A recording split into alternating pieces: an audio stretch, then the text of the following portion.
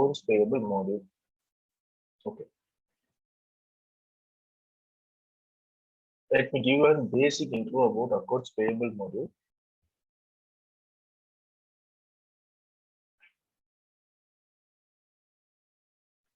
One minute before that, we can check the rules of that.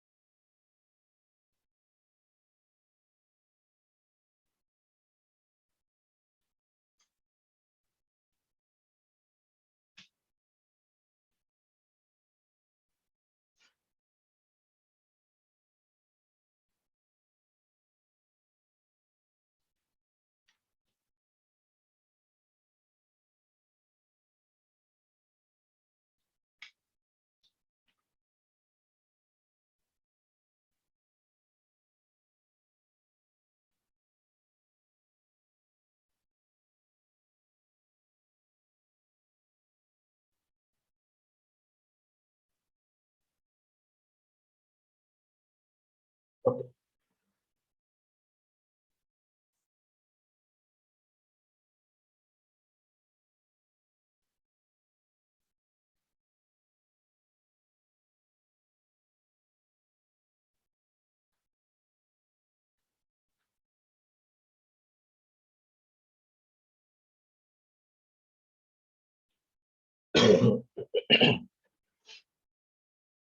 Okay.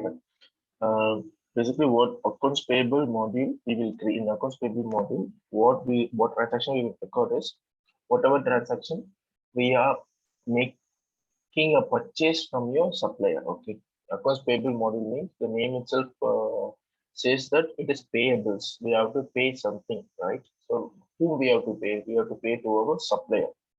So complete account payable modules is about the recording the invoice given by your supplier and making payment to the against the invoice to your supplier.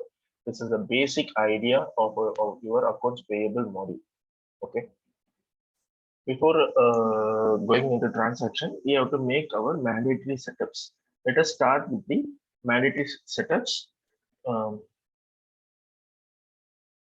Okay. First setup was in accounts payable is manage user. What I'm going to do is, this is my implementation user. We will call it as two different users. One as an implementation user and another one as an system user. This our user pin underscore IFL is already defined as an implementation user. But what I am going to do is now is I'm going to check whether it is defined as a system user or not. Okay. In general, finance team will not create this. Usually the HR team, HCM team will create and it will be ready for you.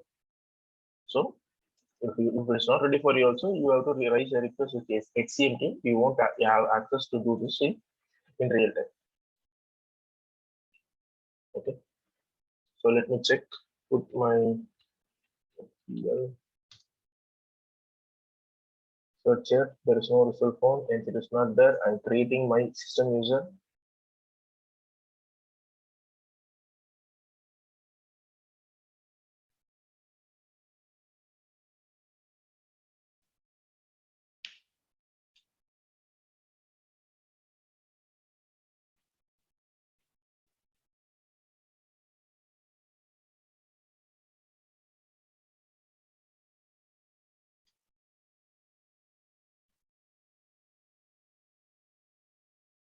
And I'm linking my user account with my system implementation user account.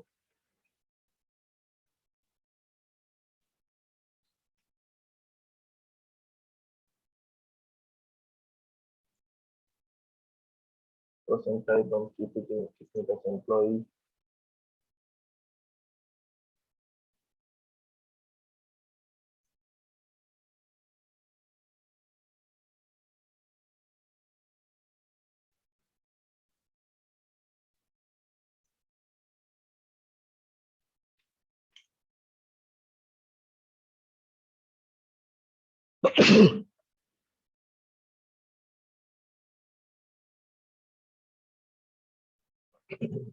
Sorry. So that's done. I've just created my user and linked with my implementation user for an email ID I did and which business unit I belong to. Why we are doing this setup is, see, basically when you want to create your supplier, you have to define your user as a procurement agent. Otherwise, you will not be able to create your supplier and supplier sites. Let me say this. We have created our user.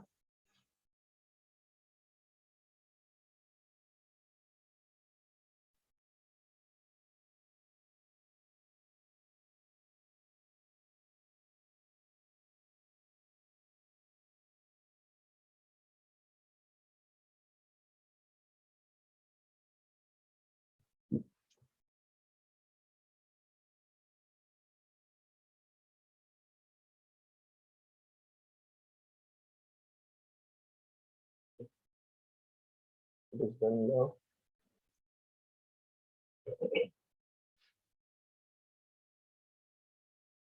And go to my implementation user screen. We have to navigate into security console.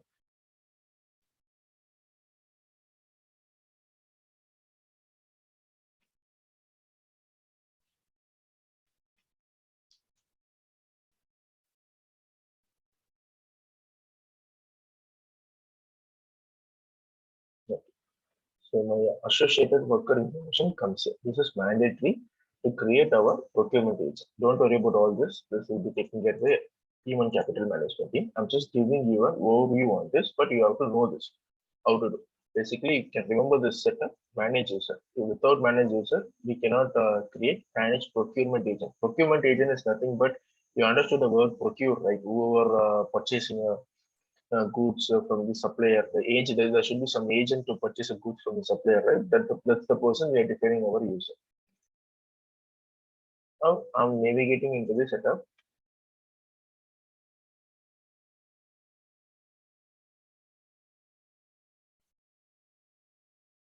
Payables, procurement agent.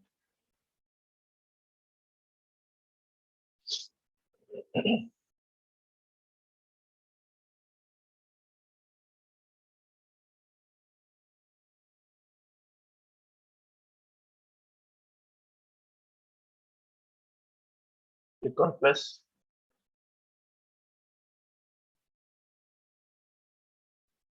Select your procurement BU, which business unit you are going to define. US one business unit, and then I'm selecting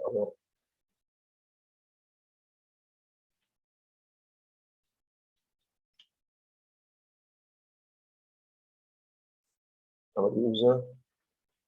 The main reason why I defined it there was this. It is about this thing. If you doesn't define the manage user, if you you cannot find your user.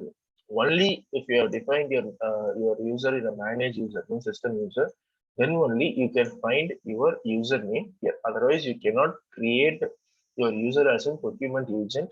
If you doesn't create your user as a procurement agent, you will not have access to create your supplier sites and all. You will not have access. So for that reason, it is mandatory to create your user in manage user. Then you have to come here and select your user in the procurement agent screen.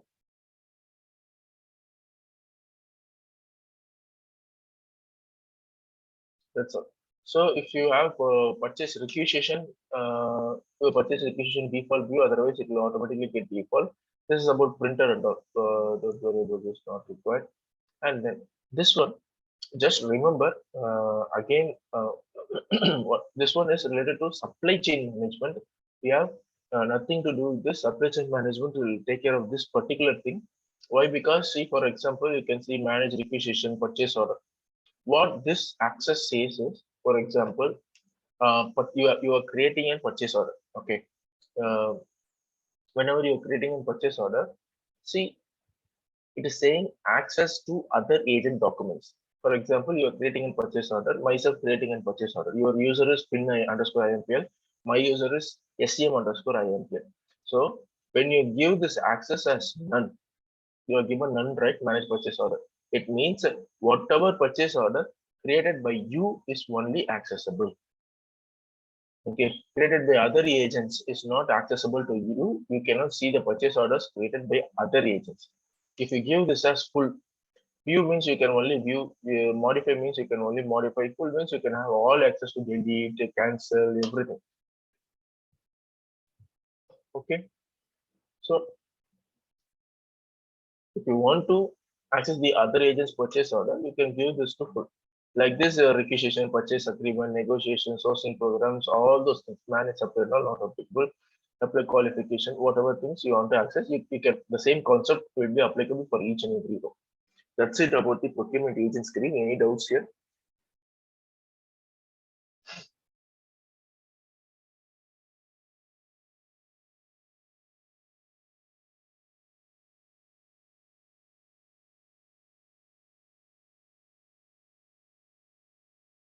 Okay, save and close. Business saved. Manage user and procurement agent is done. Now maybe getting to the most important and the hard setup of the payables. Common options for payable and procurement.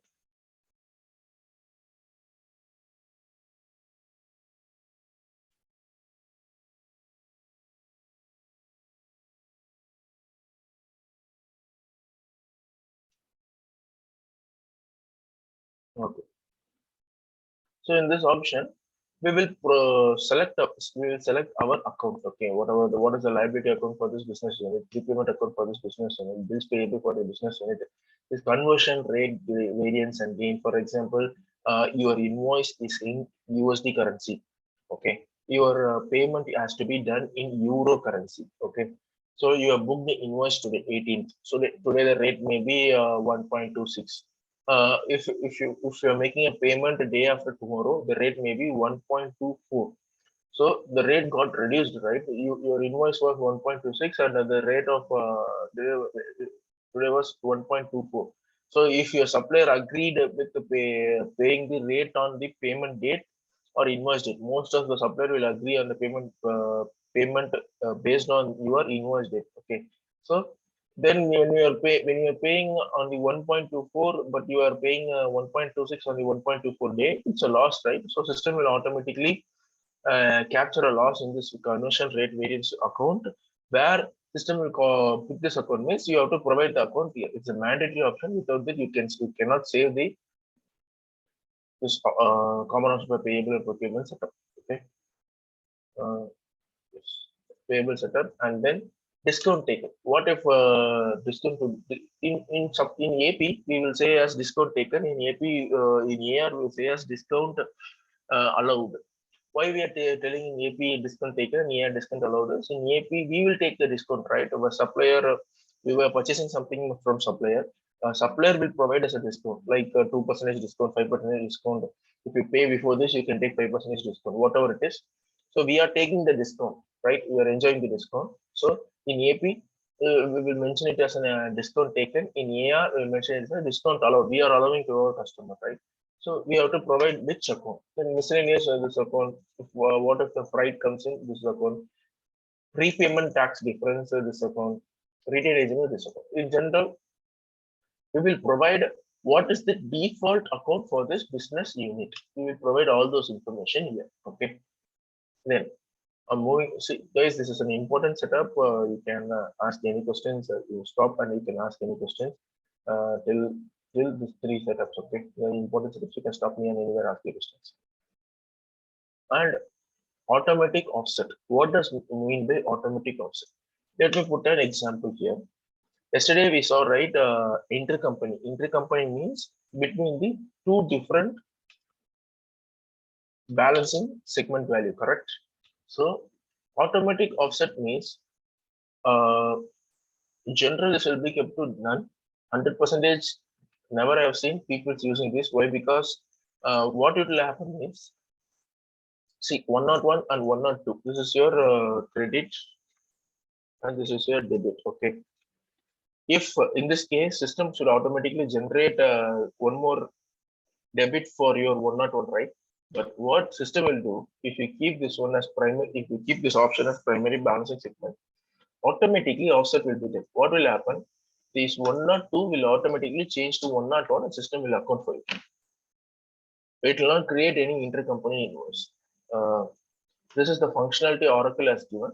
So in general, this is not required because the people who think there is no intercompany for me in manual error by my user was entered means they can use this option. It will automatically offset and will not stop your invoice from validating. But in general, people, most of the organization use intercompany. There will be a scenario. Right? They have to at least share their management fees between their companies. So in this case, offset will be kept to none so that the intercompany rules apply. This is the general options of this automatic offset. This one, I'm saying about primary balancing segment will get offset. This one, all segments other than natural account will get offset. Okay, that is what it is saying. See, whenever I'm putting this, this is an debit and this is an credit, there is no 120 year, right? It will automatically put 120 year and accounting. So that is not recommended. So always we'll keep this automatic offset to a none option. Okay. Then there is a concept called one-time payment. Okay, we will create a supplier and we will make a one-time payment. We assure that they are not a regular supplier. For some cases, we have to pay them. We can use this option called one-time payment. Here, if you want to use the option one-time payment, what is your liability? What is your expense should automatically get picked for the one-time payment scenario. That you will give a default account here. Next, conversion, currency conversion. What is a currency? As we are seeing in the general ledger and intercompany cash management, every setup, this we can default here, and while creating a transaction, we can change. Okay. This one is realized gain distribution and realized loss distribution. Conversion rate variance, I told, like whenever we are doing it from our invoices to a payment for the next date, it is called as conversion rate loss and gain. But once it is done, let's take an example. If you have paid your invoice,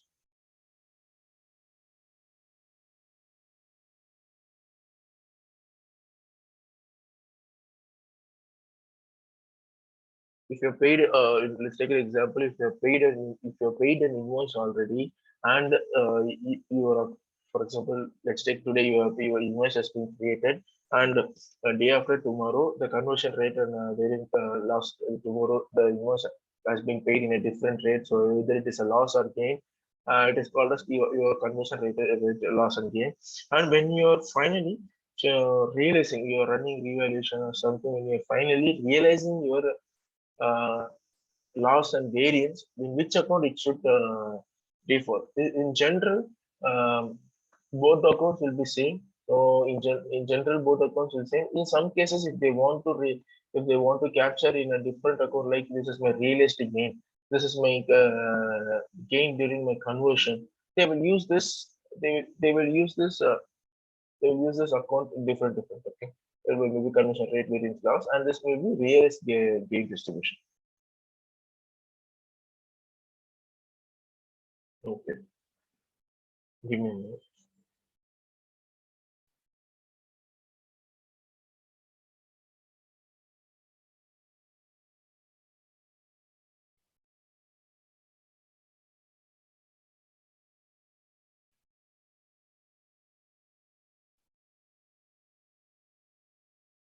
Okay. So next, expense accrual. This setup is one of the key setup for supply chain management, not our finance thing. This expense accrual. So expense accrual should happen when at the receipt creation level or at the period end. See, when for example, when I'm accruing the expense, this question basically is, while creating an invoice, you will enter a debit as expense account, right? That expense accrual, when it should happen, at the receipt level itself or at the period end. Receipt here means what the receipt means in real time scenario. Let's take an example. You're ordering something to your supplier. You're putting a purchase order. After purchase order is went to the supplier, what supplier will do? Supplier will send their goods to your warehouse, right? When the goods received to uh, your warehouse keeper will receive the goods. While receiving the goods, he will get a slip from your supplier, a vendor, a truck driver, right? That is called as receipt. Why we have to accrue the expense at the receipt level. Concept is whenever you have received your product, it is very expense. You have to pay them back, right? So it's always better to accrue at the receipt level. So whenever we keep at the receipt, your accounting will happen at the receipt level. Otherwise, what will happen when you keep at the period end? There will be no accounting done at each and every receipt level. Whenever you are closing the period, all the receipt accounting will run at the period end level only. So it is not recommended. In general, everyone will uh, accrue their expense at receipt level itself. Next, self-billed invoice. This is for supplier. Like supplier means um, each and every supplier in your Oracle system will have their own login. Okay, they can log in into their system. They can create their invoice. This is an invoice you have to pay for me. They can create on their own instead of sending an invoice in your email to your accountant. They will automatically create from login from the system and they will create. So in self-billed invoice, you should have gapless invoice numbering, or it should be gap like this option it is. Then buying company identifier, it is required or not. For example,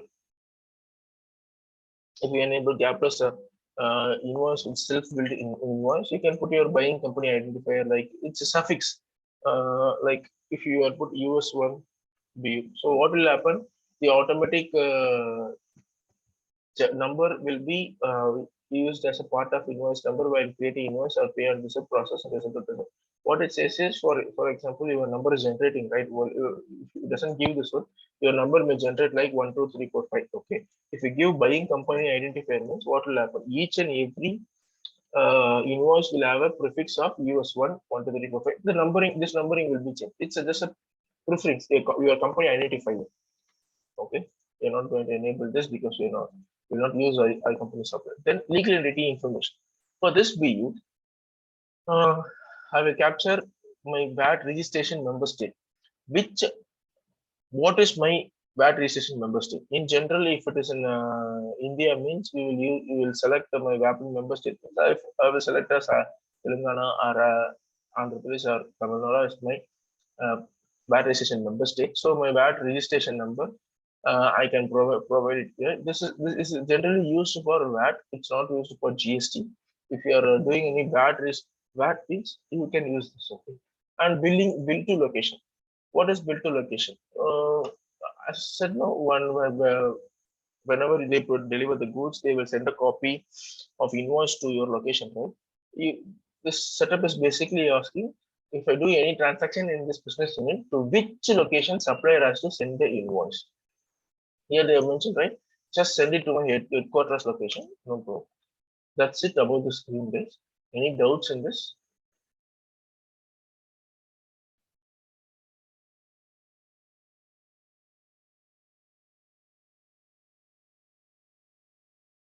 Ajit, Dhanraj, Nitish, any doubt in this? No, Jagdish, I'm just digesting. So I will look at the video again, and if I have something, I will let you know. No problem. Okay. So in general, these are the options we can provide here. See, always when it comes to whenever you see any of the modules, see like yesterday you saw intercompany module, in general ledger module, specific ledger option, intercompany module saw system option. Here we are seeing common options. Wherever see in each and every module set up options, this play a vital role, and this will just default your accounts. Okay, for like this has to work or not, what is my default account, all those things will be provided in this common options. Like I will give one troubleshooting scenario over here.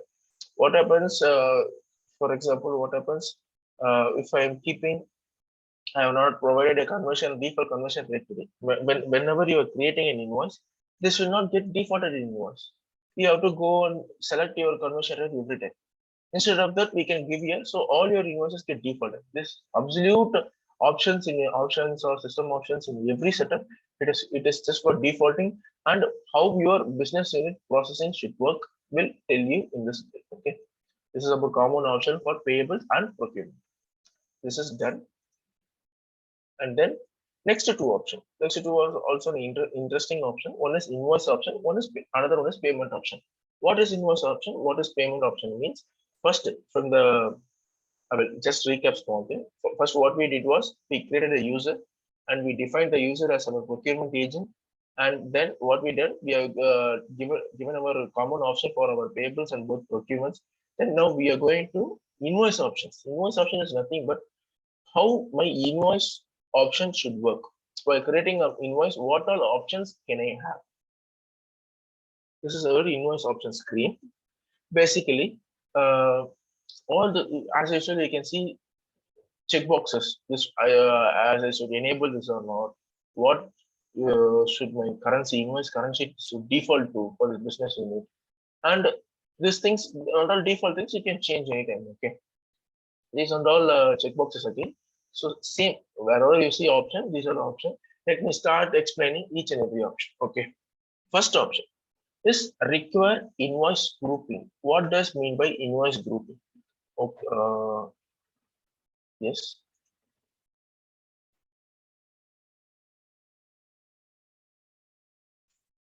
What does mean by invoice grouping? Invoice grouping is nothing but, see, for you may have thousands of invoice, but you have to identify this invoice in your own way. Say for example, I want to group this invoice. I want to group this invoice. This kind of invoice I want to group it separately. Like in invoices, AP invoices, there are different type of invoices. One is standard, credit memo, debit memo. I will explain this while we are going to this. We are in setup. While we are going to transaction, I will explain standard, credit memo, and debit memo. Okay, the standard means it's a standard invoice. Credit memo and debit memo will reduce your balance from the standard invoice. It means it will negative. In this scenario, you have thousands of invoice. Okay, standard invoice you have 800, year 100, year 100. You want to group this invoice separately. Like this is AP STD invoice. This is AP CM invoice.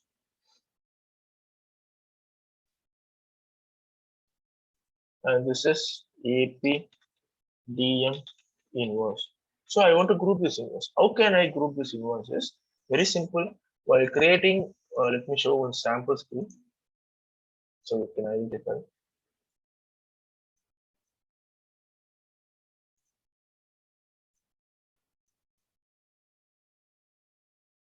This is a basic navigation for creating our invoice. To show you why I'm navigating to here is what happens if I enable this. What happens if I doesn't enable this? I just want to show you.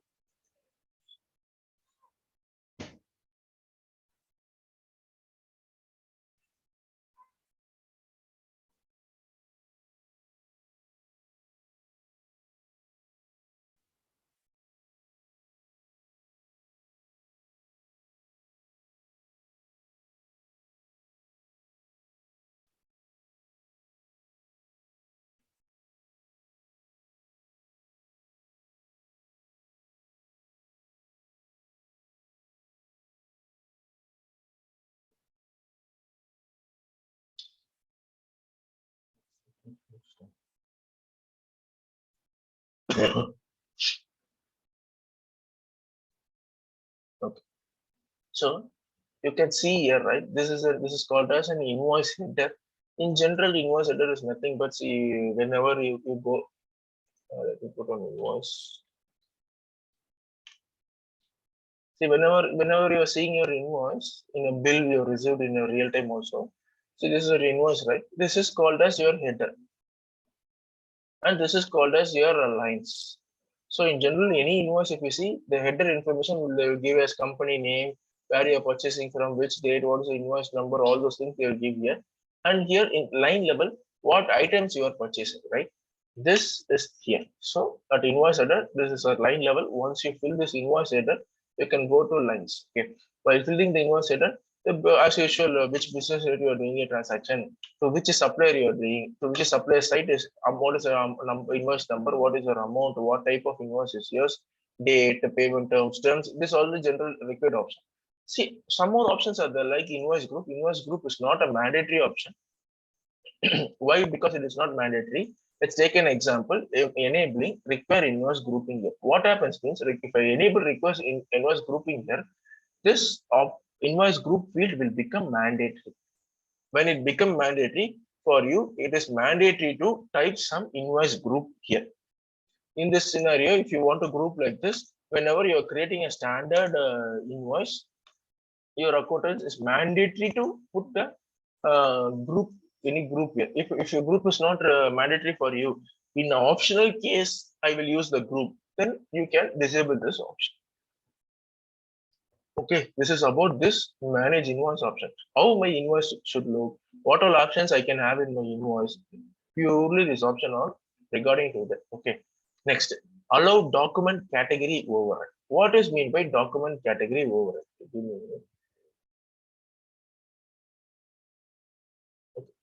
Allow document category override. Okay, what is mean by document category override? While creating in your invoice, you are providing your invoice number, right? So whenever an invoice number is manual, as I told, it cannot be sequential. Why? Because one accountant, there will be a multiple accountants using the main screen and creating invoices. It cannot be sequential. So Oracle has given you an option as called as document category. There is a setup. I will explain you payable document sequence.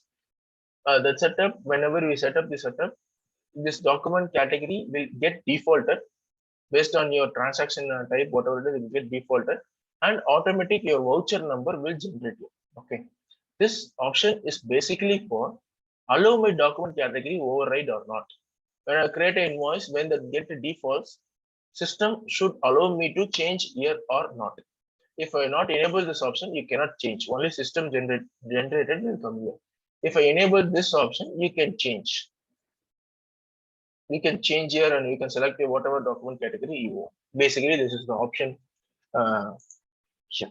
Then allow adjustment to paid invoice. What does this option mean is, see, whenever you're creating your invoice and you're validating your invoice, quoted your invoice, system should not allow to change these informations, right? System will not allow to change some of the informations like supplier you cannot change your amount because this is already validated and it is accounted and it is paid also. You cannot change anything. But Oracle has given you an option. You can make any adjustment to paid invoices also. If you want to make adjustments means change anything, edit, modify, whatever you can take. So if you want to do that, you can enable, if you enable this option, you can change anything. So this option is about that. Allow remit to supplier override for third party payment. Remit to supplier override for third party payment is remit to supplier is basically to whom we are making a payment, right? To whom we are making a payment. Allow third party to override remit to supplier. In the sense, it will allow your, for example, third party payment in the sense, like, let me put an example over here. This is your business unit. This is your supplier. Let's take an example.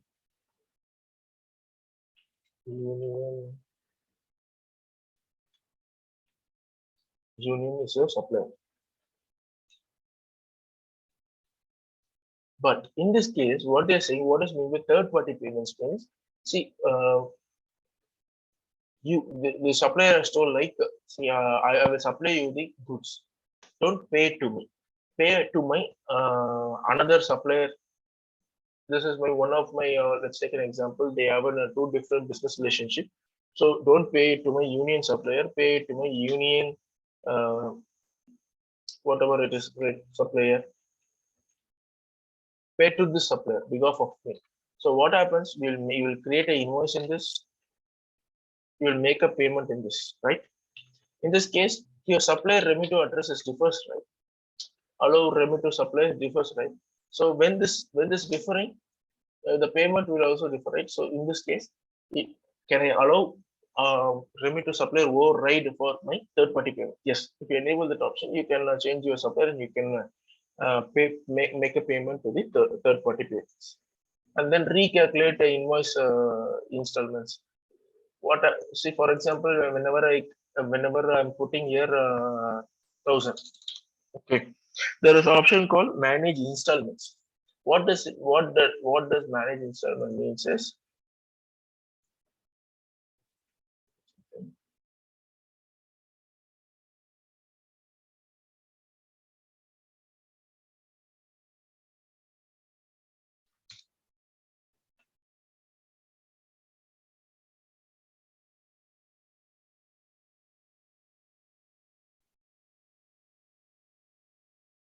supply system defaulter, random.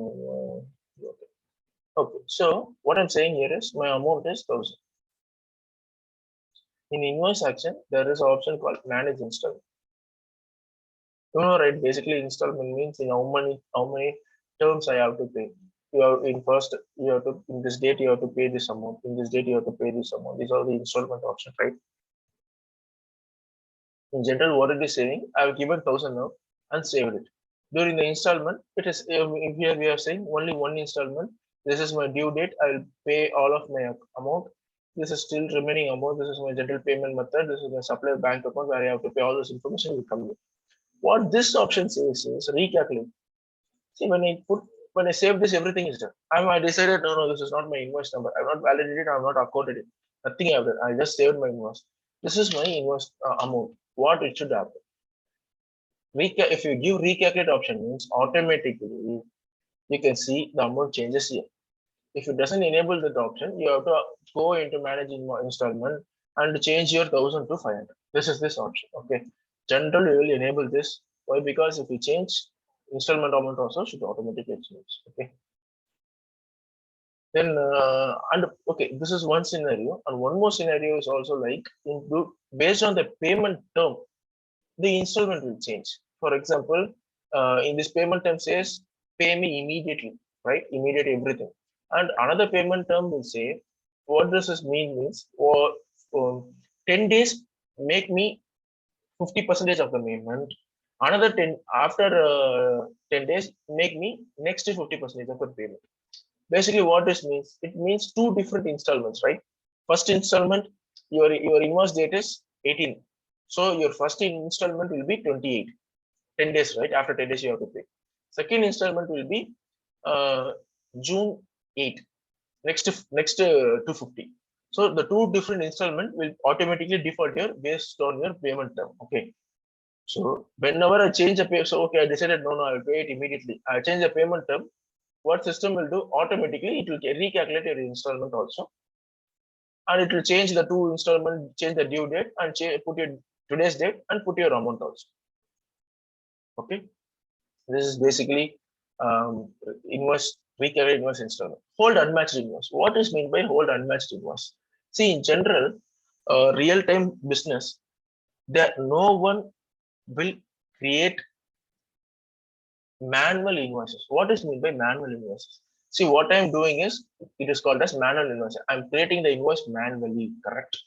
In general, how the invoice should flow is, the invoice should flow from your purchase order. Okay. Without matching the purchase order, you cannot create your invoice. Why? Because you have ordered your suppliers, right? You ordered your supplier 500 rupees, some item you have purchased from your supplier. Okay. So you have to match the supplier and say this purchase order which I have created against this supplier has been closed. When purchase order status will be closed? Whenever you have invoiced it, you are received the you are saying I have received the goods. I'm also invoiced them and I'm going to pay. Whenever you are invoicing it, the purchase order status will change to closed. Okay. Here, whenever I'm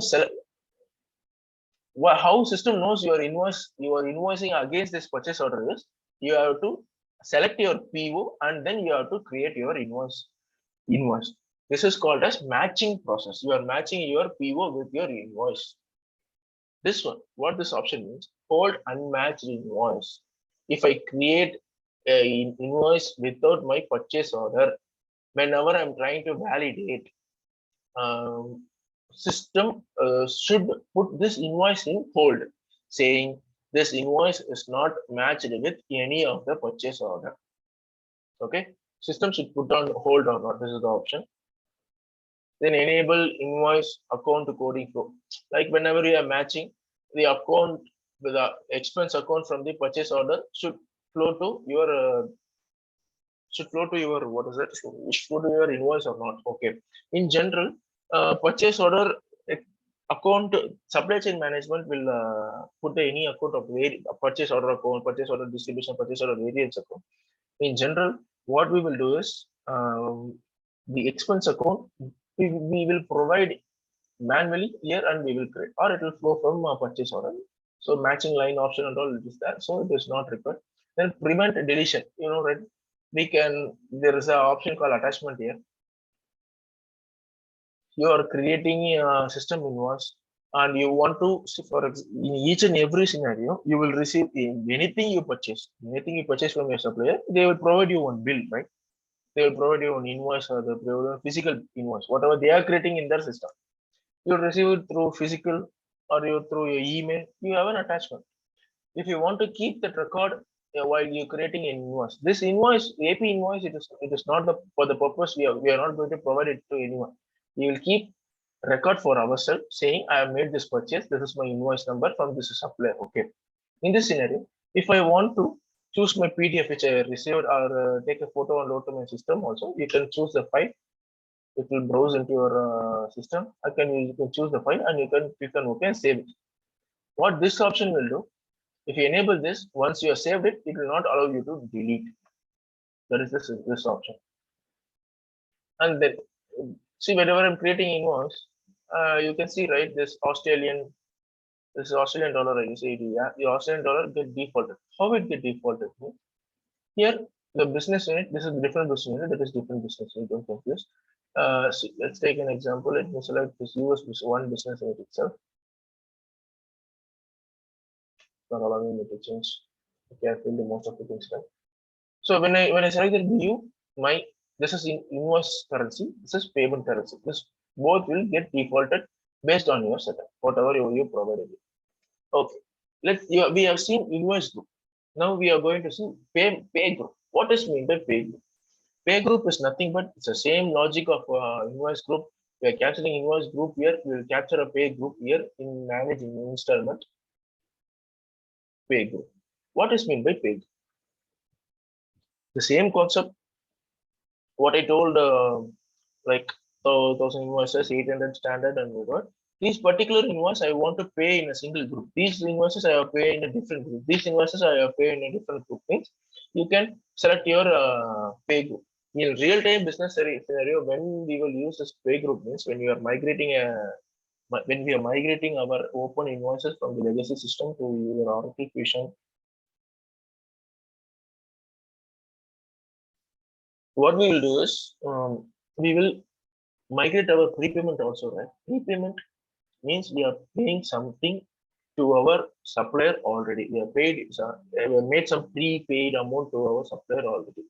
Okay. In this case, we are still available to match with your invoice. It is not still match. So we will migrate that to your Fusion, and we want to pay with a dummy bank account. Okay. In that case, what we will do while migrating the prepayment, we will attach your pay group. Why? Because against the supplier we can pay, against the supplier it will make your difficulty. There is an option called payment process request. In that you can pay against multiple supplier, multiple business units, multiple payments. Okay, in single shot you can pay many of your invoices. We will show that thing, and we'll explain you how to use the pay group and pay in PPI. But in general, if you want to identify this invoice belongs to this pay group, means we have to capture the pay group in each and every invoice. Okay. If you default a pay group here, every invoice, whatever you are creating, this pay group will get defaulted. That's it. Next, this payment priority. What is this payment priority? Okay. In each and every invoice, this payment priority will get defaulted here. This the logic of this payment priority still same like a pay group. While I'm making payment process request payment, I'm paying thousands of invoice, right? In that invoice, which is my payment priority. For example,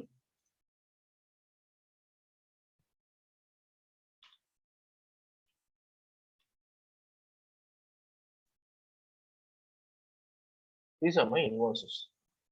I'm giving this payment priority 1, 2, 10, 58, 92. Let me put it as 99 and 99 itself. Okay. So if I'm doing, if I given payment priority, I'm capturing in each and every invoice the payment priority option here. I've captured like this. What it will happen when I make an payment? When you make your payment, automatically it will see your priority invoice. First you make a payment for that, then to this, then to this, then to this, then finally to this. If in general we will give us 99. Why we are giving us 99 is all my invoices payment priority is same, just pay it at the same. So so for defining this, we will give it as an 99. Okay, this is about payment priority. We can customize and use that, but in general option, this is we can default from it. Payment term. What payment term should default while I'm creating my invoice for this business area? Then term date basis. What is maybe payment term in general? I will put you in an example. See, this is my date. This is my term date, right? Date and term date look same. Why? Because what I'm saying is this is my invoice date. My payment term is my supplier said pay me immediately. So I have to pay my term date today. My term date today itself, right? I have to pay this date. When I'm changing this to end of the month, or if we put this 30 days, I have to save this, then this will recalculate. 30 days means what will happen from this date? Next month it will change to 6. After 30 days I have to pay. So this term date will basically calculate from your invoice date. Okay.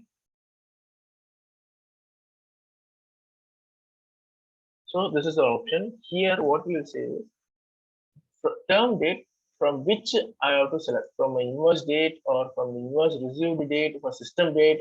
So select from the system date or from goods received. In general, we will keep from the invoice date. Please calculate from your invoice date. Then pay date basis. Pay date basis means in which date I have to pay my invoice. I have to pay my invoice on my due date, right? Whenever my invoice is due, I have to pay my invoice. Here is the due date. Whenever my invoice is due, I have to pay my invoice, right? So keeping this as a due date, not the discount date.